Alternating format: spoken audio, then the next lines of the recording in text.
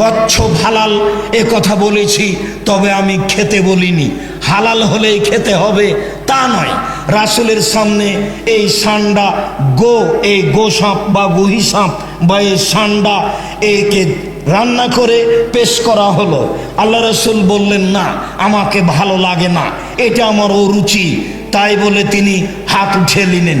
পাশে যারা ছিলেন তারা প্লেটটা টেনে নিয়ে খেতে লাগলেন আর বললেন, এটা কি হারাম? তখন আল্লাহ রাসূল বললেন, না, আমি হারাম বলি না, তবে আমার রুচিতে হয় না, আমি এটা খাবো না। অনেকেই মুরগির গোশত খেতে চায় না, মুরগি অপবিত্র কিছু চোখের সামনে খেতে থাকে, এই জন্য। এর অর্থ এই নয় যে মুরগি হারাম। যার রুচি হবে সে খাবে, যার রুচি হবে না খাবে না। কুঁচে সাপ, কুঁচে ওই যে যাকে বলা হয় বান জাতীয় মাছ, যদি আপনার রুচি হয় খাবেন, না হলে খাবেন না। এর অর্থ এই নয় যে ওইটা হারাম। রুচি হলে খাওয়ার ব্যাপার, না হলে না খাবেন। আমি কচ্ছপ হালাল বলেছি, এর অর্থ এই নয় যে খেতেই হবে। রুচি হলে খাবেন, না হলে খাবেন না। সম্মানিত উপস্থিতি, যারা সুদ খায়, যারা সুদ প্রদান করে, যারা সুদের সাক্ষী থাকে, যারা সুদের অঙ্ক কষে, তারা সবাই অভিশপ্ত। তাদের উপরে রাসূল সাল্লাল্লাহু আলাইহি সাল্লাম অভিশাপ করেছেন।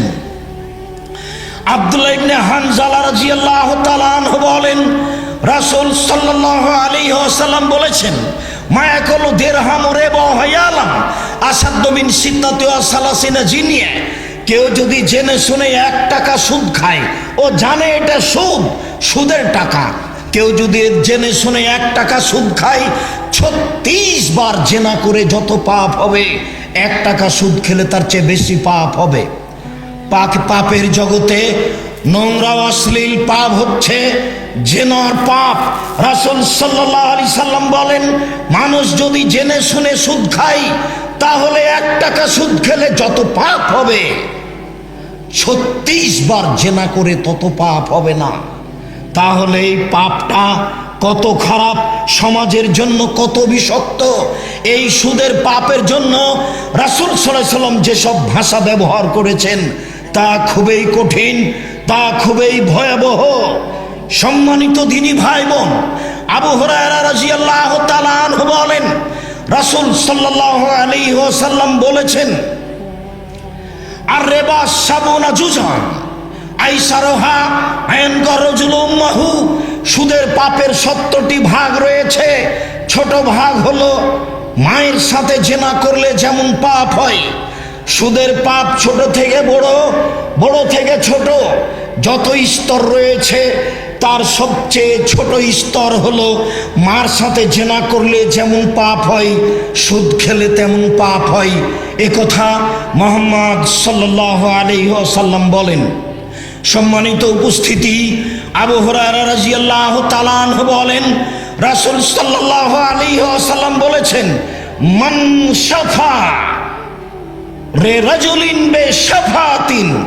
কেউ যদি কোনো মানুষের জন্য সুপারিশ করে, কোনো চাকরির জন্য, কোনো বিপদের জন্য, কোনো বিপদ থেকে উদ্ধার করার জন্য কেউ যদি কারো ব্যাপারে সুপারিশ করে, ফা আহদালাহু হাদিয়াতান, সুপারিশ করার পরে চাকরি পেয়ে গেছে, সুপারিশ করার পরে ও বিপদ থেকে বেঁচে গেছে, এই লোক, যে লোক বেঁচে গেছে সেই লোক যদি তাকে হাদিয়ে দিয়ে পাঠায়, ফা কাবেলাহা, সে যদি সে হাদিয়ে কবুল করে, তাহলে ফা আতা রেবান আজিমান মিন বাবিল মিন আবওয়াবির রিবা, তাহলে সে সবচেয়ে বড় সুদ খেল। কোনো উপকার করে, সুপারিশ করে সেখানে হাদিয়া গ্রহণ করা জায়েজ নয়, সেটাও হচ্ছে সুদ, সেটাও হারাম। রাসূল সাল্লাল্লাহু আলাইহি সাল্লাম বলেন, মান ইস্তামালনাহু, আমি যদি কাউকে কাজে লাগাই, আলা আমালিন, যে কোনো কাজে, সে হোক না কেন বড় চাকরিজীবী, সে হোক না কেন পিয়ন, সে কোনো ইন্ডাস্ট্রিজ, কোনো কারখানার, কোনো স্থানের, কোনো প্রতিষ্ঠানের সে যদি চাকরি করে, ফারাজাক নাহু রিজকান, আমি যদি তার জন্য কোনো বেতন ভাতা নির্ধারণ করি, ফামা আখাজা বাদাহু, এরপরে যদি সে কিছু গ্রহণ করে, তাহলে ফাহুয়া মিন গলুল, এটা হারাম, এটা হারাম। এটা হারাম। এই জন্য যারা বড় বড় পদে চাকরি করে তারা ঘুষ নিলে অনেক টাকা নিতে পারে, তারা ঘুষ খেলে অনেক টাকা গ্রহণ করতে পারে, তাড়াতাড়ি ধনী হয়ে যেতে পারে। একজন লোক আমাদের এলাকার গল্প করছে যে আমি চট্টগ্রাম কাস্টম অফিসে ম্যানেজার হিসাবে দায়িত্ব পালন করি। কুরবানির ছুটি হয়ে গেছে, আমি অফিস বন্ধ করে চলে যাব। এরকম সময় একটা স্টিমার এসে লাগলো। স্টিমারের সেই পরিচালকের পক্ষ থেকে একটা লোক আমাকে বলল, আমার এই খাতাটা সিগনেচার করে দেন, যদি না করেন 15 দিন এখানে আটকা থাকবে, প্রায় 15 লক্ষ টাকা জরিমানা হতে পারে। আপনাকে আমি 3 লাখ টাকা দিচ্ছি, আপনি আমার এই সিগনেচারটা করে দেন। ও যদি ওই টাকা দিয়ে কুরবানি দেয় 2-1 লক্ষ টাকার, কুরবানি দিতে কোনো সমস্যা হবে? রাসূল সাল্লাল্লাহু আলাইহি সাল্লাম বলেন, আমি যদি কাউকে কোনো কাজে লাগাই আর আমি যদি তার জন্য ভাতা নির্ধারণ করি, এরপরে যদি সে কোনো পয়সা গ্রহণ করে তাহলে সেই পয়সা হবে তার জন্য হারাম, তাহলে সেই পয়সা হবে তার জন্য আত্মসাতের পয়সা। খাওলা রাদিয়াল্লাহু তাআলা আনহা বলেন, রাসূল সাল্লাল্লাহু আলাইহি ওয়াসাল্লাম বলেছেন, আজকে বহু মানুষ হারাম পয়সা উপার্জন করছে, যেই পয়সার বিনিময় হচ্ছে জাহান্নাম, যেই পয়সার ফলাফল হচ্ছে জাহান্নাম। আবু হুরায়রা রাদিয়াল্লাহু তাআলা আনহু বলেন, রাসূল সাল্লাল্লাহু আলাইহি সাল্লাম বলেছেন, ইজতানিবু সাবাল মুবিকাত, পৃথিবীর মানুষ তোমরা 7টি ধ্বংসাত্মক জিনিস থেকে বেঁচে থাকো, যার ফলাফল জাহান্নাম, যার ফলাফল ধ্বংস সুনিশ্চিত। 1, আশিরকু বিল্লাহ, আল্লাহর সাথে শিরিক করলে মানুষ ধ্বংস হবে, জাহান্নামে যাবে নিশ্চিত। অসেহর, যদি মানুষ জাদু করে, জাদু শিখে, জাদু দেখে, তাহলে মানুষ মহাপাপী হবে, ধ্বংস হবে সুনিশ্চিত। কাতলুন নাফস আল্লাতী হারামাল্লাহু ইল্লা বিল হক, আর অন্যায়ভাবে যদি মানুষ মানুষকে হত্যা করে তাহলে মানুষ জাহান্নামে যাবে নিশ্চিত। এরপরে আল্লাহ রাসূল বলেন, ওয়াকলুর রিবা, মানুষ যদি সুদ খায় তাহলে মানুষ ধ্বংস হবে নিশ্চিত। রাসূল সাল্লাল্লাহু আলাইহি সাল্লাম বলেন, ওয়াকলু মালিল ইয়াতীম, কেউ যদি এতিমের মাল খায়, আত্মসাৎ করে, তাহলে ধ্বংস হবে সুনিশ্চিত। রাসূল সাল্লাল্লাহু আলাইহি সাল্লাম বলেন, আত-তাওয়াল্লি ইয়াউমুস সাহাফে, যুদ্ধের মাঠ থেকে যদি মানুষ পালিয়ে যায় তাহলে ধ্বংস হবে সুনিশ্চিত। অকাযফুল মুহসানাতিল মুমিনাতিল গাফিলাত, সতীসাধ্যী নারীর উপরে কেউ যদি অপবাদ লাগায় তাহলে সে ধ্বংস হবে সুনিশ্চিত। সুদের ফলাফল জাহান্নাম, সুদের ফলাফল ধ্বংস হওয়া সুনিশ্চিত। সম্মানিত উপস্থিতি, আমি আপনাদের সামনে একটি লম্বা হাদিসের অনুবাদ করছি, যার এক পর্যায়ে সুদের কথা থাকবে, এক খেয়ালে চেয়ে থাকবেন। 19-20 হয় না যেন। যারা আপনারা চলাচল করছেন তাদেরকে চলাচল বন্ধ করার জন্য অনুরোধ জানাচ্ছি। এই মেয়ে, তুমি কথা বলছো কেন? কখন থেকে আমি কথা বলছি, তোমার একটু শরম হয় না? তুমি একটা মহিলা মানুষ, গল্প করো কেন? চুপ থাকো। এত বলার পরেও তুমি আপোষে কথা বলো কেন? সম্মানিত উপস্থিত বৈঠকের মুসলিম বোন, যারা আপনারা এখানে উপস্থিত আছেন, সকল দিনী ভাই বোনকে আমি সোচ্চার ও সজাগ হয়ে এই হাদিসের অনুবাদ শোনার জন্য অনুরোধ জানাচ্ছি। সামরা ইবনে জুনদুব রাদিয়াল্লাহু তাআলা আনহু বলেন, কানান নবী সাল্লাল্লাহু আলাইহি সাল্লাম ইযা সাল্লা আকবালা আলাইনা বিওয়াজহিহি, যখনই আল্লাহর নবী সালাত আদায় করতেন, সালাত শেষে তিনি আমাদের মুখামুখি হয়ে বসতেন। সাধারণত এরকম কাজ ফজরের সালাতে হতো। ফাসালানা, তিনি আমাদের জিজ্ঞেস করতেন, হাল রাআহাদুম মিনকুম লাইলাতা রুয়ান, সঙ্গী সাথী তোমাদের কেউ স্বপ্নে কিছু দেখেছে কি? ফাইন রাআহাদুম কাসাহা, যদি আমাদের কেউ স্বপ্নে কিছু দেখতো তাহলে সে স্বপ্নের কথা বলতো। ফাকাল রাসূলুল্লাহ সাল্লাল্লাহু আলাইহি সাল্লাম, ও ফায়াকুল রাসূলুল্লাহ সাল্লাল্লাহু আলাইহি সাল্লাম কাসাহা, আল্লাহ রাসূল তার স্বপ্নের কিছু তাবির বলে দিতেন। ফাসালানা ইয়াওমান, তিনি একদা আমাদের জিজ্ঞাসা করলেন, হালরা মিনকুম লাইলাতা রুয়ান, তোমাদের কেউ গত রাত্রে স্বপ্নে কিছু দেখেছে কি? কুলনা লা, আমরা বললাম জি না, আমরা কিছু স্বপ্নে দেখিনি। তখন আল্লাহর নবী বললেন, শোনো, এনে রায়তাল লাইলাতা রাজুলাইনে, আমি গত রাত্রে দুইজন লোককে স্বপ্নে দেখেছি। ফা আতায়ানি, তারা দুইজন আমার নিকটে আসলেন। ফা খাজাবে আদাইয়া, তারা আমার দুই হাত ধরলেন, দুই হাত ধরে বাইতুল মুকাদ্দাসের দিকে টেনে নিয়ে চলে যাচ্ছেন। ফা আতাইনা আলা রাজুলিন মুস্তাজিন আলা রাজুলিন জালেসিন, আমি চলে আসলাম একটা লোকের পাশে, যে লোকটা বসে রয়েছে। ওরাজুলুন কায়েমুন, দেখে একটা লোক দাঁড়িয়ে আছে। ও ফিয়াদিহি কাল্লুবুন মিন হাদিদিন, যে লোকটা দাঁড়িয়ে আছে তার হাতে একটা বাঁকা লোহার লাঠি রয়েছে। ফাইদখুল ফিসিদকেহি, সেই লোহার বাঁকা লাঠিটি তার মুখের ভিতরে ঢুকে দিচ্ছে। ফায়াসুক্কুহু, তারপর মুখের ডান দিককে চিরে ফেড়ে ফেলছে, মাথার করে মুখের বাম দিককে লাগিয়ে বাম দিককেও চিরে ফেলছে। ফায়ালতাই মসজিদ কহু হাজা, দেখা যাচ্ছে ডান দিক ঠিক হয়ে গেছে। ফায়াউদু ফায়াফল মিসলাহু, আবার লাঠিটা ডান দিকে নিয়ে এসে ডান দিকে লাগিয়ে আবার মুখকে চিরে ফেলছে। ফাকরুল্লাহ মা হাজা, আমি তাদের দুইজনকে বললাম একই দৃশ্য, ব্যাপারটা কি? তারা দুইজন বললেন ইনতালেক, চলতে থাকেন। ফান্তালাক না, আমি কিছু না বলে চলতে থাকলাম।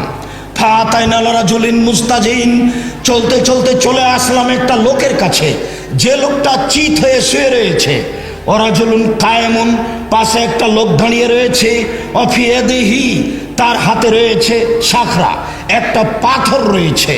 ফায়াজ দাখবে এই রাহাসাহু, এই পাথর দিয়ে তার মুখে মাথার উপরে মারছে। ফাতাদাদাহাল হাজারো, পাথরটি মাথায় লেগে মাথা চূর্ণ বিচূর্ণ হচ্ছে, আর ছিটকে পাথরটি দূরে চলে যাচ্ছে। ফায়ান্তনুকে এলাই হেলে খোঁজাহু, এ পাথরটি আনার জন্য যাচ্ছে। ওয়ায়ালতাইমু রাসু কামাকানা, দেখা যাচ্ছে তার মাথাটি ঠিক হয়ে গেছে। ফাদা ফিরে আসছে, আবার মাথার উপরে মারছে, মাথা ভেঙে চৌচির হয়ে যাচ্ছে। ফাকুল তো মাহাজা, আমি বললাম একই দৃশ্য। কালা, তারা দুইজন বললেন ইনতালেক, চলতে থাকেন। আমি কিছু না বলে চলতেই থাকলাম। ফাতাইনা আলা নাকবিল মিসলিত তানুরে আলা হুসাই কোন আসফালাও আসে, চলতে চলতে চলে আসলাম একটা গর্তের পাশে, যেই গর্তের উপর দিক রয়েছে সংকীর্ণ আর নিচের দিক আছে প্রশস্ত, আপনার ওই কলসের মতো বা তন্দুরি রুটি যেই চুলহাতে বানানো হয় সেই চুলহার মতো। দেখি তার ভিতরে ধাঁধা ধাঁধা করে আগুন জ্বলছে।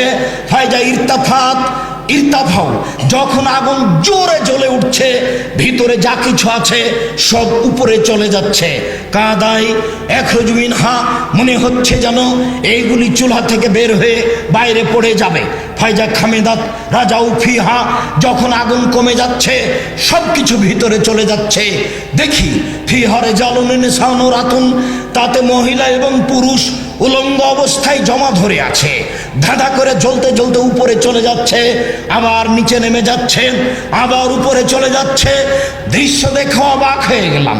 আমি বললাম একই দৃশ্য। তারা দুইজন বললেন ইনতালেক, চলতে থাকেন। ফান্তালাক না, চলতে থাকলাম। ফাতাইনা আলা নাহারিন মিন দামিন, চলতে চলতে চলে আসলাম একটা রক্তের নদীর পাশে।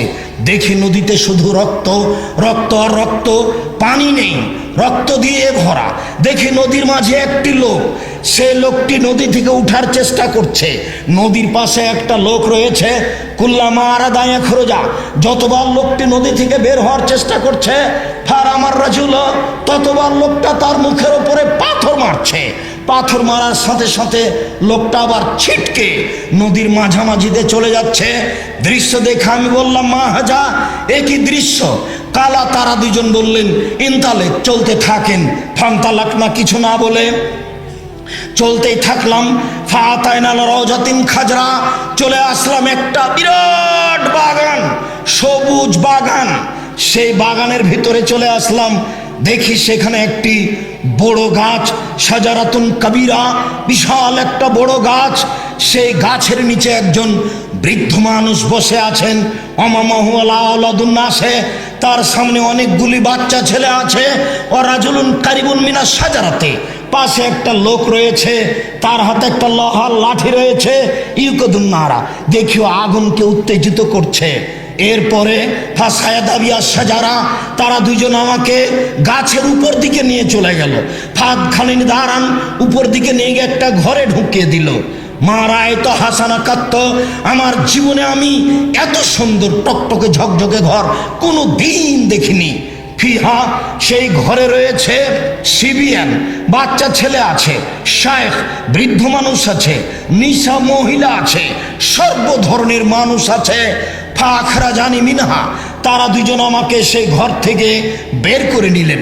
ফাসায়দাবিয়া সাজারা, তারা দুজন আমাকে ওই গাছের আরো উপর দিকে নিয়ে চলে গেলেন। ওয়াদ খালানি দাঁড়ান, আর একটা ঘরে ঢুকিয়ে দিলেন। হে হাসান আফজাল মিনহা, এই পরের ঘরটি আগের ঘরের চেয়ে অনেক অনেক অনেক উত্তম, অতীব সুন্দর। দেখি সেখানে ফিহা সাব বোনা শায়েক, সেই ঘরের ভিতর রয়েছে যুবক আর বৃদ্ধ মানুষ আছে। সেখানে ছেলে মেয়ে নেই, সেখানে আপনার মহিলা নেই, শুধু যুবক মানুষ আর বৃদ্ধ মানুষ আছে। ফাকুলতুল লাহুমা, আমি তাদের দুইজনকে বললাম, শোনো, রাত অনেকক্ষণ ধরে, দীর্ঘ সময় ধরে তোমরা আমাকে নিয়ে চললে, ফাখ বেরোনি আমার রায়তল্লাইলা, এতক্ষণ পর্যন্ত যা কিছু দেখলাম আমাকে বলে দাও, এগুলি কি দেখলাম?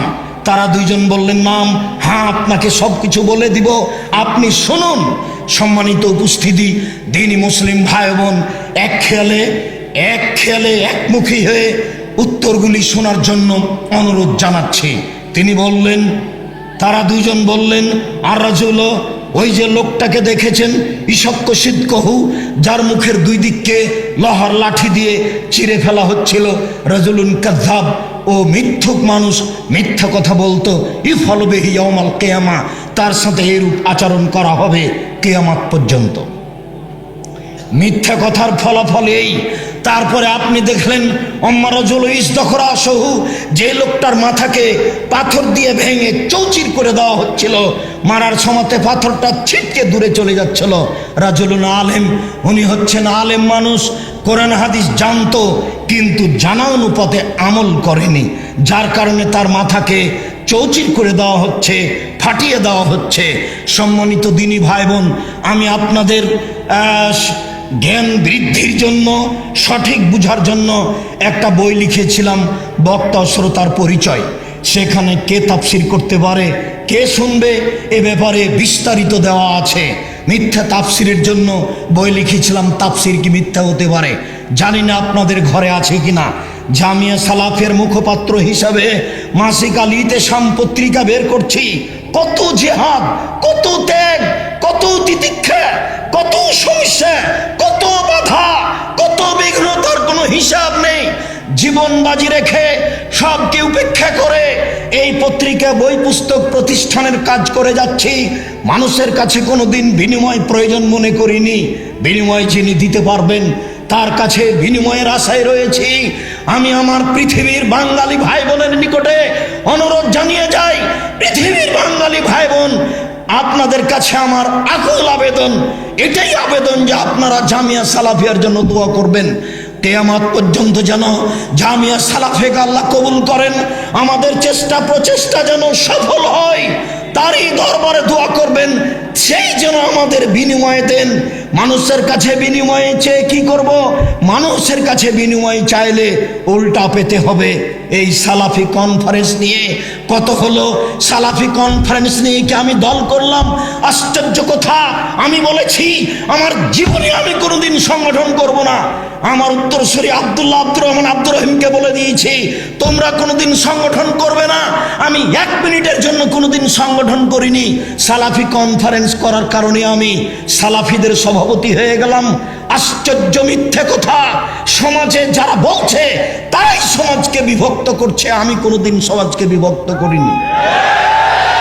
1 মিনিটের জন্য, 1 ঘন্টার জন্য আমার জীবনে কোনোদিন, আমি 30 বছর থেকে জাতির সামনে কথা বলছি, আমি কোনোদিন অপ্রয়োজনীয় কথা বলিনি, আমি কোনোদিন কারোর বিরুদ্ধে কথা বলিনি, আমি কোনোদিন দল সংগঠনের হিসাব করে কথা বলিনি। সম্মানিত দিনী ভাই বোন, সালাফি কনফারেন্সই জেলায় পাড়ায় পাড়ায় হওয়া উচিত। সব জালসার নাম সালাফি জালসা দেওয়া উচিত। এটাই হচ্ছে সঠিক আকীদা আদর্শের লোকের হিসাব। সালাফি কনফারেন্স করলে মানুষ সভাপতি হয়ে যায়, রাতের অন্ধকারে আমি পৃথিবীর সালাফির সভাপতি হয়ে গেলাম। আশ্চর্য! এ তো জঙ্গিদের মতোই হলো, রাতের অন্ধকারে মানুষকে হত্যা করে জান্নাতে চলে যাবে। অবাক কাহিনী। সালাফি কনফারেন্স করলেই জাতির মধ্যে বিভক্তি আনলাম। আরে যারা বলছে বিভক্তির কথা, তারা তো দল থেকে বের হওয়ার পরই দল খুলেছে। আমি আব্দুর রাজ্জাক 2015 সালের 17ই ডিসেম্বর সকাল 9টার সময় শুনেছি যে আমাকে নওদাপাড়া মাদ্রাসা থেকে অব্যাহতি দেওয়া হয়েছে। 2016 সালের 2 তারিখ 2রা জানুয়ারি রোজ শনিবার সকাল 8টার সময় আমি মোহতারাম আমিরে জামাত ডক্টর আসাদুল্লাহ গালিবকে বলেছি যে আমির সাহেব, এই কথা শুনছি আমাকে নাকি বাদ দেওয়া হয়েছে। উনি বললেন, জি হ্যাঁ, এইটা মাজলিসে শোরার সিদ্ধান্ত। আমি বললাম, আপনার জীবদ্দশায় এই সিদ্ধান্ত আশা করিনি। তিনি বললেন, হ্যাঁ, তবে এটা মাজলিসে শোরার সিদ্ধান্ত। আমি বললাম, আপনি সিদ্ধান্ত পরিবর্তন করুন। তিনি বললেন, সিদ্ধান্ত পরিবর্তন হবে না, বাকি আল্লাহর ইচ্ছে। আমি বললাম, আচ্ছা ঠিক আছে। এই কথা বলে আমি উঠে গেলাম। যখন আমি দাঁড়িয়ে গেছি তখন আমাকে বলা হলো, আপনার স্ত্রীকে দায়িত্ব থেকে বাদ দেওয়া হয়েছে, এটা আপনাকে বলা হয়নি? আমি বললাম, জি না, আমাকে বলা হয়নি। আচ্ছা, আসসালামু আলাইকুম। আমি বের হয়ে আজ অবধি কোনোদিন দল সংগঠনের কথা বলিনি। আমি ভাবছিলাম জামিয়া সালাফিয়া রূপগঞ্জ নারায়ণগঞ্জ ঢাকা 2013 সালের 24 আগস্ট রোজ মঙ্গলবার সকাল 11টার সময় এই কাঁঠাল গাছের নিচে বলেছিলাম, আমার হাতে টাকা নাই, এ কথাও সত্য। এখানে প্রতিষ্ঠান গড়বে, এ কথাও সত্য। ইনশাল্লাহ গড়বে গড়বে। কিভাবে গড়বে তা আমি জানি না, তবে গড়বে সত্য ইনশাল্লাহ, এইটা আমি জানি, গড়বে গড়বে। সেই জামিয়া সালাফে এখন বসে আছেন, যার ছাত্র প্রায় 600, যার ছাত্রী প্রায় 400, সবাই এখানে অবস্থান করছে। সূচনাতে আপনাকে আমি বলেছি, জামিয়া সালাফিয়া রূপগঞ্জ না জামিয়া সালাফিয়া হাটাবো, বীর হাটাবো, রূপগঞ্জ নারায়ণগঞ্জ ঢাকা, জামিয়া সালাফিয়া ডাঙ্গিপাড়া পাওয়া রাজশাহী।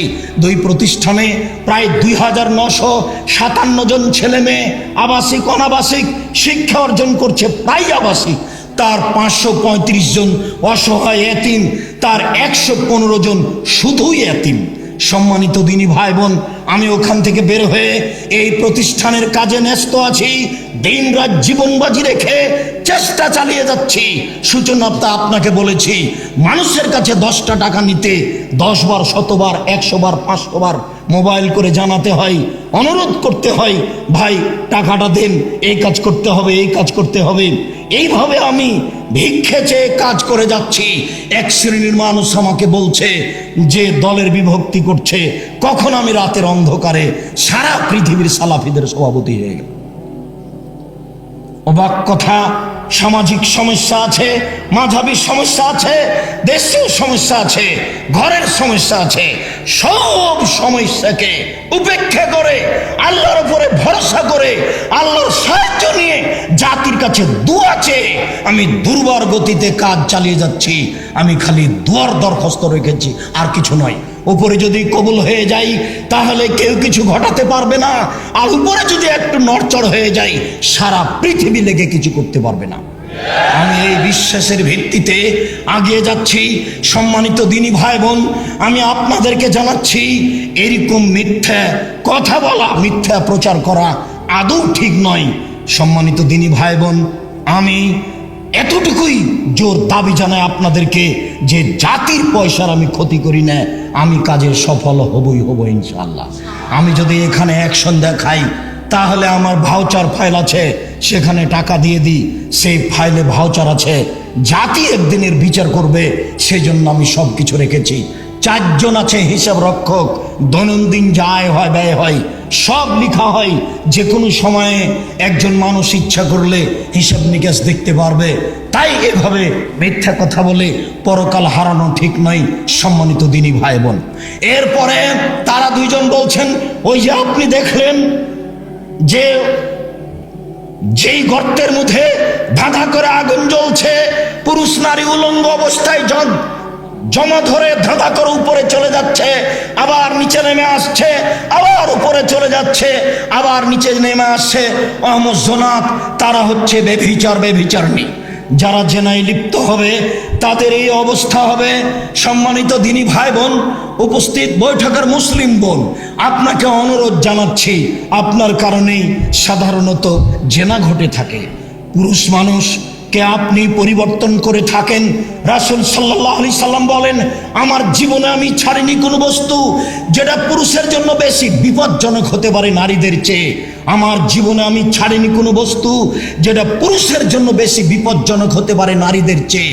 আল্লাহ রাসূল বলেন, আমার জীবনে আমি ছাড়িনি কোনো বস্তু যেটা পুরুষের জন্য বেশি বিপজ্জনক হতে পারে নারীদের চেয়ে। নারীরাই সবচেয়ে পুরুষের জন্য বিপজ্জনক বস্তু।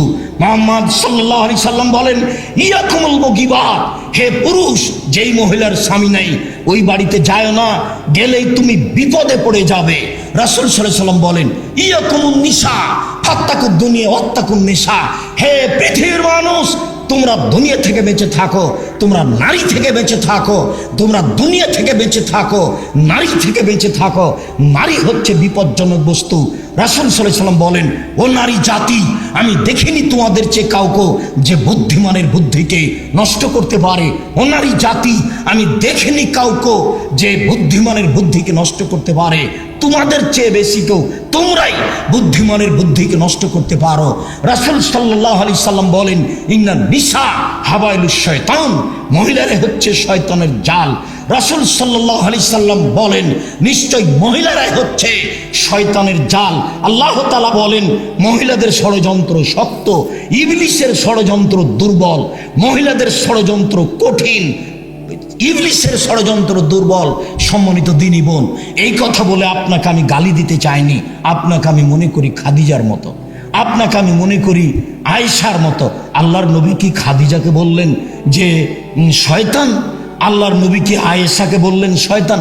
জি না। তা বলবেন কেন? জালসার নামে ওই যে মেয়েটা গল্প করে বেড়াচ্ছে, এখনো ঢং ঢং করে হাঁটছে, বোরখা পরে ঢং করে আরেকজনের সাথে গল্প করে বেড়াচ্ছে, এ হলো শয়তান। ও দিনই বৈঠকে এসেছে আর সেই জোহর থেকে ঘুরে বেড়াচ্ছে, একটু লজ্জা হয় না, একটু শরম হয় না? এ হচ্ছে শয়তান। আরো যারা যেসব মেয়েরা নগ্ন পোশাক পরে ঘুরে বেড়াচ্ছে, স্কুল কলেজে যাচ্ছে, নির্দ্বিধায় ঘুরে বেড়াচ্ছে, এরাই হচ্ছে শয়তান। আল্লাহর নবী শয়তান বলেছেন, এর অর্থ এই নয় যে সবাই শয়তান। সম্মানিত দিনী ভাই বোন, ওই যে নারী পুরুষ উলঙ্গ অবস্থায় ধাঁধা করে আগুনে জ্বলছে, এরা হচ্ছে ব্যভিচারণী। তারপরে যে আপনি দেখলেন রক্তের নদীতে একটা লোক পড়ে আছে, যতবার নদী থেকে উঠার চেষ্টা করছে ততবার পাশ থেকে পাথর মেরে তার মুখখানাকে ভেঙে চৌচির করা হচ্ছে, আর নদীর মাঝামাঝিতে তাকে ধাক্কা দিয়ে পাঠিয়ে দেওয়া হচ্ছে। আকেলুর রিবা, এ হচ্ছে সুদখোর। যারা সুদ খাচ্ছে তারাকে বিচারের মাঠে রক্তের নদীতে ফেলে দিয়ে পাশ থেকে পাথর মারা হবে বিচার হওয়া পর্যন্ত। যতক্ষণ পর্যন্ত বিচার না হবে ততক্ষণ পর্যন্ত এই শাস্তি হবে। এরপরে জাহান্নামও হতে পারে, জান্নাতও হতে পারে।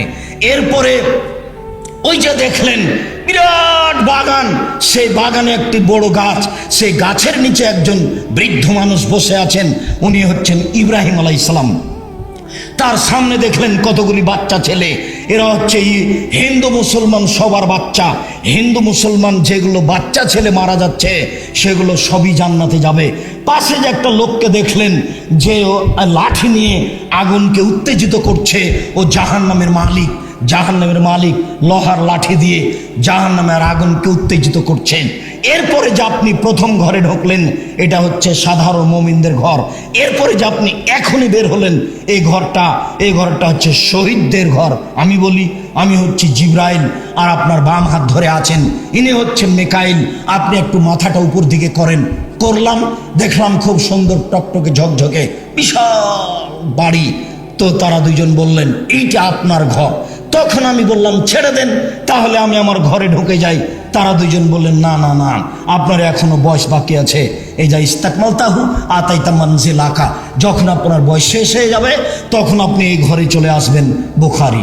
সম্মানিত দিনী ভাই বোন, কিছু কিছু ছেড়ে কিছু কিছু অনুবাদ করলাম। এই লম্বা হাদিসের একটা অংশ ছিল, রক্তের নদীতে যে পড়ে আছে এ হলো সুদখোর। যে সুদ খাবে সে রক্তের নদীতে পড়ে থাকবে। সম্মানিত দিনী ভাই বোন, আজ থেকে আপনাদের সবকে যত সুদের লেনদেন আছে, যত কিস্তি আছে, সব বন্ধ করার জন্য অনুরোধ জানাচ্ছি। সম্মানিত দিনী ভাই বোন, অনুরোধ জানিয়ে আজকের এই বৈঠকে সকলকে যেটা আমি বলে থাকি যে আপনি মনে রাখবেন, জনগণের সহযোগিতাতেই এই